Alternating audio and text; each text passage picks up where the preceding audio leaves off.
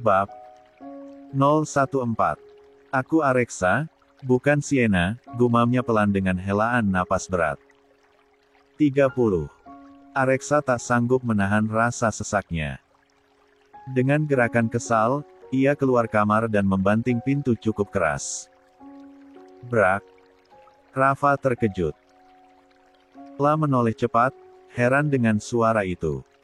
Ada apa dengannya? Gumamnya bingung.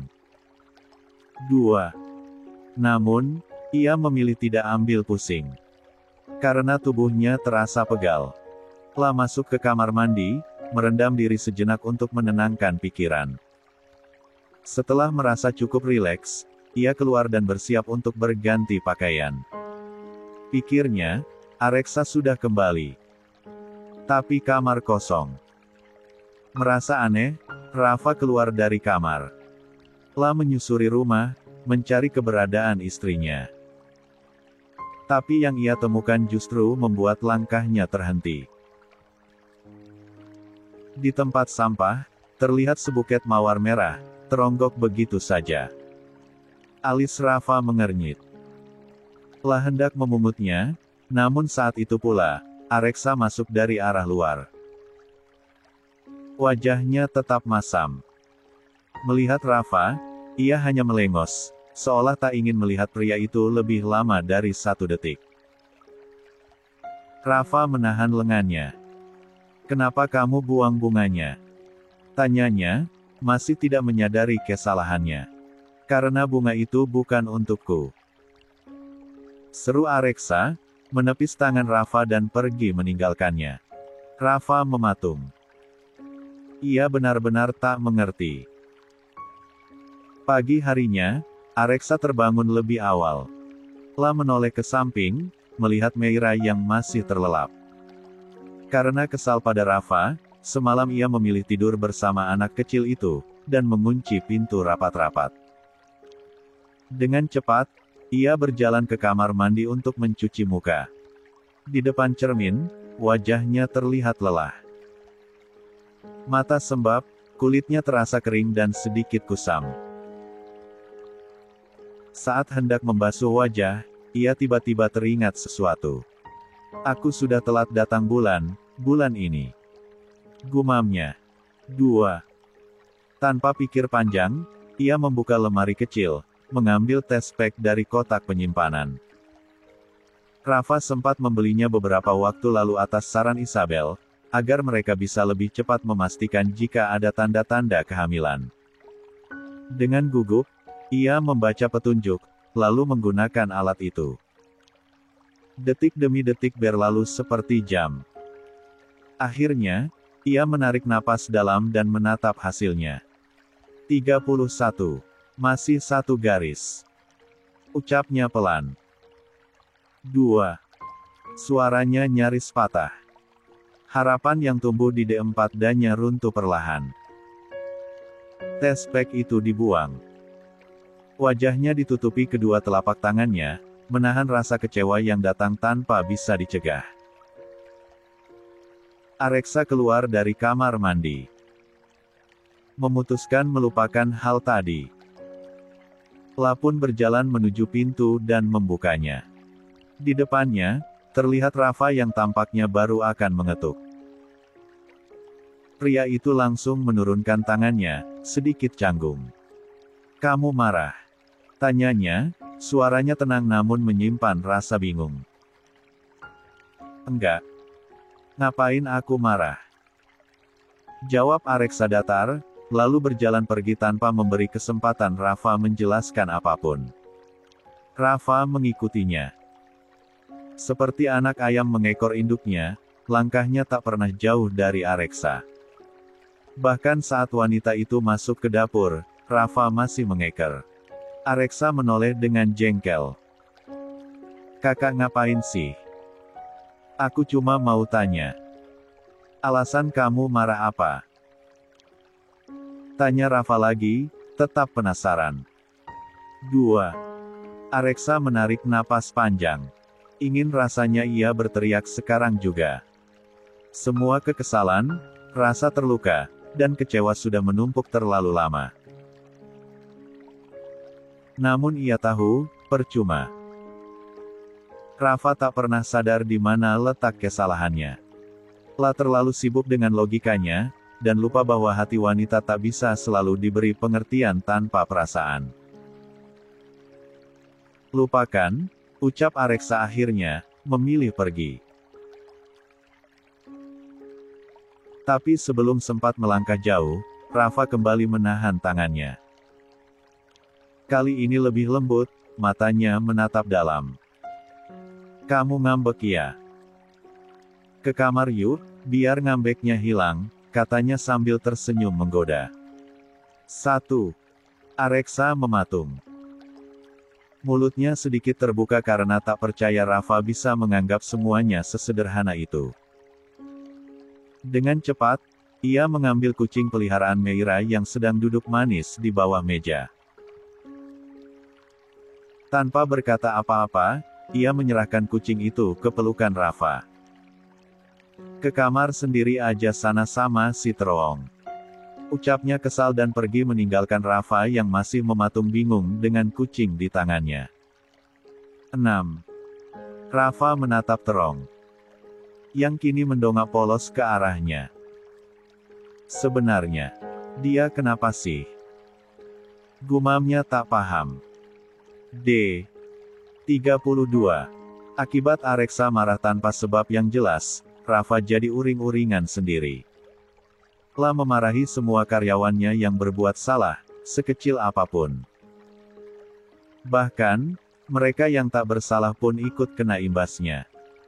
Henry pun seharian tak berani mengeluarkan suara, apalagi menatap wajah masam Rafa. Henry. Ya, Tuan. Tanya Henry, mendekati Rafa dengan gerakan ragu. Istrimu sudah melahirkan? Tanya Rafa tiba-tiba. Henry mengangguk pelan.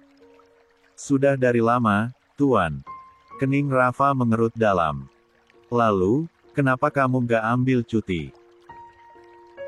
Henry tersenyum kecil. La mengusap lengannya, tampak gugup dan sedikit malu. Saya lagi bangun rumah buat istri. Kalau cuti, saya nggak dapat uang lembur. Lumayan, Tuan. Uangnya buat tambahan bangun rumah.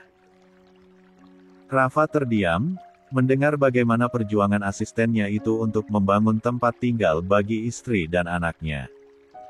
La sungguh merasa kagum bahkan pria itu tak mengambil cuti sedikit pun demi keluarga kecilnya. Istrimu nggak marah? Tanya Rafa heran. Henry menggeleng. Istri saya ngerti dan juga dukung, Tuan. Karena butuh biaya besar, jadi dia membiarkan saya tetap bekerja.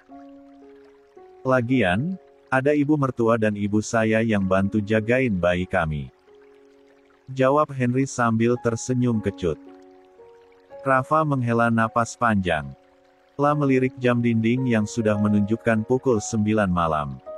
Henry telah menemaninya sejak pagi dan hanya mendengarkan keluh kesahnya. Padahal, pria itu kini memiliki bayi sungguh tak adil jika ia terus memaksanya bekerja larut. Henry, segera pulang. Kamu bisa ambil cuti 3 hari, dan uang lemburmu tetap saya berikan. Anggap saja hadiah untuk anakmu, ucap Rafa sambil berdiri, mengambil jas yang tersampir di kursi. Benar, Tuan? Tanya Henry, matanya membulat sempurna. Ya. Pulanglah. Rafa menepuk bahu Henry dengan ringan dan berlalu pergi, meninggalkan asistennya yang kini tersenyum riang dan segera bersiap pulang. Namun, saat Henry hendak keluar dari kantor, ia melihat seorang pria berdiri di depan pintu masuk. La menghampirinya dengan sopan. Maaf, perusahaan akan segera tutup. Ada yang bisa saya bantu? Tanya Henry. Iya. Saya dari toko bunga Cherry. Saya ingin bertemu dengan Tuan Rafa. Kening Henry mengernyit. Untuk apa ya? Anda ingin bertemu dengan bos saya. Begini, buket mawar yang kemarin beliau pesan ternyata tertukar dengan pesanan pelanggan lain. Sekali lagi, kami minta maaf atas kesalahan dari pihak toko kami. 33. Henry terdiam. Dalam hatinya, ia bergumam, "Oh, jadi ini penyebab sikap bos seharian ini aneh. Dia bertengkar dengan Nona Areksa." Sementara itu, Rafa tiba di rumah. La melangkah masuk ke dalam rumah yang tampak sepi. Pada jam seperti ini, Meira pasti sudah tidur. Areksa. Mungkin saja wanita itu sedang berada di kamar Meira. Dengan langkah lelah, Rafa membuka pintu kamarnya. Ceklek. Rasa lelah yang sejak tadi menggelayut di pundaknya seketika sirna saat melihat kehadiran Areksa di kamarnya. Namun, bukan hanya itu. Wajahnya tampak terkejut melihat penampilan wanita itu malam ini. Areksa sengaja mengenakan pakaian yang menggoda, seolah ingin memancing perhatiannya. Rafa menutup pintu perlahan, lalu berjalan mendekati ranjang. "Kamu udah nggak marah?" tanyanya ragu. Areksa tak menjawab. La turun dari ranjang, menghampiri Rafa, dan tanpa berkata apa-apa langsung meraih tas kerja pria itu, lalu melemparkannya begitu saja ke lantai. La lalu membuka kancing kemeja Rafa dengan gerakan tergesa. Rafa langsung menangkap tangan wanita itu. "Ada apa denganmu?" "Areksa, hentikan!" bentaknya. Namun, wanita itu mendorongnya hingga pria itu terbaring di atas ranjang. Rafa hendak bangkit, tapi Areksa menindih tubuhnya. "Areksa, hentikan! Ada apa denganmu?" pekiknya cemas. Namun, Areksa tetap diam, hingga akhirnya Rafa mengerahkan tenaga untuk membalikkan tubuh wanita itu dan menahannya di bawah. Nafas mereka memburu, saling bertubrukan dalam keheningan yang ganjil. "Ada apa?" tanya Rafa lagi, kini lebih lembut. "Aku belum hamil juga," lirih Areksa, suaranya tercekat. Rafa terdiam. "Kita masih punya waktu," ucapnya akhirnya. 2 bulan lagi," seru Areksa tiba-tiba. "Aku ingin semuanya segera selesai. Beri kamu anak, lalu setelah itu kita hidup bebas. Kamu dengan kehidupanmu, aku dengan hidupku. Kamu bisa mengejar wanita yang kamu cintai." Rafa menggeleng pelan, masih tak mengerti mengapa Areksa membahas hal itu sekarang. Areksa memukul D4 danya yang terdapat sebuah nama yang terlukis, tangis mulai terdengar. "Setiap kali kita berhubungan, aku harus selalu melihat nama wanita yang kamu cintai.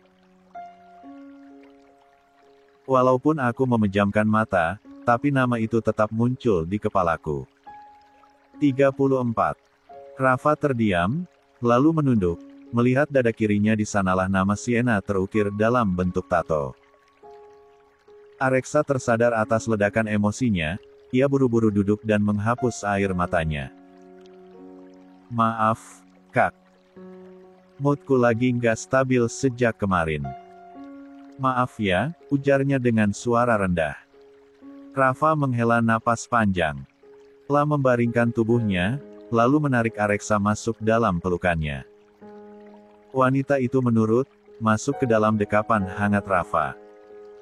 Keduanya terdiam, hanya mendengarkan degup jantung masing-masing. "Maaf kalau nama ini menyakitimu, Areksa. Aku belum sempat menghapusnya." "Kamu cemburu ya, sama nama ini?" tanya Rafa pelan. 3. "Gak cemburu. Cuma kesal. Lihat nama itu kayak lihat cap kaki mantan." Gumam Areksa, setengah sebal. Rafa terkekeh kecil. Ini cuma tato, Reksa. Tapi aku suamimu. Sementara. Jangan lupa, desis Areksa. Rafa memutar bola matanya, malas menanggapi. Ya, terserah apa katamu. Tidurlah. Malam ini aku nggak mood. Kita butuh jeda. Nggak harus melakukannya setiap hari. Mendengar itu, Areksa mendelik. Kemarin-kemarin kakak yang minta tiap hari. Sekarang nyalahin aku seolah-olah aku yang minta. Rafa menutup mulut Areksa dengan tangannya. Diamlah. Kalau enggak, nanti aku bungkam dengan mulutku beneran. Aku capek, semalam aku nggak bisa tidur. Aduhnya. Matanya mulai terpejam, tubuhnya terasa rileks. Di pelukannya, Areksa masih memandang wajah Rafa yang kini tertidur lelap. Tangannya terangkat, membelai pipi pria itu dengan penuh perasaan. Kak. Aku nggak pernah tahu rasanya jatuh cinta pada pria, bisiknya pelan. Tapi, sepertinya aku mulai mencintaimu. Aku terlalu lancang, iya. Jatuh cinta pada pewaris keluarga terpandang. Sementara aku hanyalah wanita tanpa arah. 4. La menahan isak, mengusap lembut rambut Rafa. Kalau suatu hari terjadi apa-apa padaku, setidaknya Meira akan aman bersamamu. 00:35. Areksa melupakan kejadian malam itu. La melanjutkan hari-harinya seperti biasa. Sikap Rafa yang sangat manis, membuat hatinya perlahan-lahan tersentuh. Sekuat apapun ia menahan perasaannya, tetap saja ia luluh. Terlebih, Rafa selalu bersikap baik seolah-olah pria itu adalah pahlawan dalam hidupnya. Tabung cintanya yang nyaris kosong, diisi penuh oleh pria yang menawarkannya kesepakatan dalam selimut cinta. Entah kapan cinta itu mulai tumbuh, Areksa tak mengerti. Namun, ia tetap tak berani berharap lebih. Karena pernikahan mereka, hanyalah tentang memberikan pria itu seorang anak lalu melanjutkan hidup masing-masing. Hari-hari Areksa terasa manis. La terbawa oleh sikap lembut Rafa padanya. Sampai dirinya tak sadar, bahwa saat ini adalah bulan kelima menuju akhir kesepakatan mereka. Aku berangkat dulu, ucap Rafa saat Areksa memakaikan dasi untuknya. Sekali lagi, keduanya seolah-olah sedang berperan sebagai suami istri sungguhan melupakan kesepakatan mereka. Boleh aku titip sesuatu? Tanya Areksa. Katakan, apa yang kamu mau? Balas Rafa sambil memakai jam tangannya. Aku ingin cake mangga, tapi yang selai coklat, pinta Areksa dengan nada memohon, membuat Rafa mengerutkan kening. 4. Memangnya ada? Tanya Rafa bingung. Ada, kakak belum nyari tapi sudah bilang nggak ada, cemberut Areksa, kesal. 1. Rafa menarik napas panjang dan menghembuskannya perlahan. Lia, nanti aku belikan. Apalagi? Areksa menggeleng. Enggak ada. Rafa mengangguk. Aku berangkat dulu kalau gitu. La pun berlalu, meninggalkan Areksa yang menatap kepergiannya dari jendela dengan tatapan kosong. Sejenak, Areksa menghela napas pelan. La duduk di tepi ranjang dan mengelus perutnya yang rata. Kesepakatannya sebentar lagi berakhir dan aku belum hamil juga, lirihnya, nyaris tak bersuara. Saat Areksa hendak berdiri, matanya justru menangkap sesuatu. Ponsel Rafa tertinggal di atas meja. Lekas, ia mengambilnya dan berlari ke arah jendela. Sayangnya, mobil yang Rafa kendarai sudah tak terlihat lagi di halaman rumah. Khawatir jika ponsel itu penting, Areksa memutuskan untuk mengantarnya langsung ke kantor. "Bunda mau kemana?" seru Meira, yang sedang menyuapi kucingnya makan. "Bunda pergi sebentar ya, Mei, jangan kemana-mana, oke?" Areksa mendekat, menggigap kepala anak itu sebelum pergi. Meira mengerjapkan matanya. Ila kembali menatap kucingnya dengan kedua kaki si kucing yang ia tahan menggunakan kakinya sendiri. Kucing itu hanya pasrah, menerima suapan yang Meira berikan. Dengan sendok. 36. Mainannya, Meira menyuapkannya pada mulut kucing itu. 3. Makan yang banyak teloong. Bial ditacil kucing galoong nanti. Bial gemblut. Buka mulut, Meira menyuapkannya kembali. 5. Pintalnya. Serunya ceria. Sesampainya di perusahaan, Areksa melangkah masuk dan langsung menuju resepsionis. Tak bisa menuju ruangan CEO tanpa kartu pekerja, jadi ia memilih menitipkan ponsel itu. "Kak, maaf. Bisa aku titipkan ponsel ini pada Tuan Rafa?" "Ponselnya tertinggal," ucap Areksa sopan sambil menyerahkan ponsel tersebut. Resepsionis itu memandangi Areksa dengan bingung. "Kamu mantan office girl di sini ya? Oh, sekarang jadi pembantu di rumah Tuan Rafa." Tebaknya sembarangan. Areksa tersenyum kaku. Jika ia punya hak untuk bicara, ia akan mengakui bahwa dirinya adalah istri Rafa. Namun siapa yang akan percaya? Hanyalah istri rahasia, disembunyikan hanya untuk melahirkan seorang bayi. Tuan Rafa sedang bersama direktur perusahaan yang grup. Setelah pertemuan selesai akan aku berikan. Gak enak kan kalau mereka sedang bermesraan, ucap wanita itu dengan nada candaan yang menusuk telinga. Areksa terdiam, menyadari posisinya. Pun memutuskan untuk pulang dan meninggalkan ponsel itu di sana, yakin bahwa resepsionis itu akan memberikannya nanti. Areksa tak memesan taksi. Melangkah tanpa arah, menelusuri trotoar panjang yang panas oleh sengatan matahari. Langkahnya gontai, pikirannya penuh dengan pertanyaan tentang masa depannya. Sebelum perasaan itu tumbuh, ia hanya memikirkan tentang hidup dan Meira. Tapi sekarang, perasaan itu sungguh mengganggunya. Tidak mungkin Kak Rafa menyukaiku. Dari sekian banyak wanita ia tolak, dari yang berasal dari keluarga terpandang bahkan sampai dengan wanita memiliki pendidikan tinggi. Keluarga sempurna dan berkedudukan, sedangkan aku. Rasanya aku seperti debu yang kalau ditiup, hilang sudah, gumamnya lirih. 3. Cahaya matahari menyengat kulitnya tanpa ampun.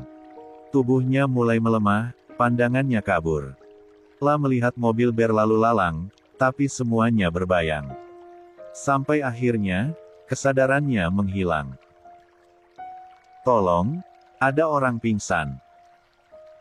teriak seorang wanita, mengundang orang lain untuk mendekat. 37. Areksa mengerjapkan matanya. Cahaya lampu rumah sakit membuatnya merasa silau.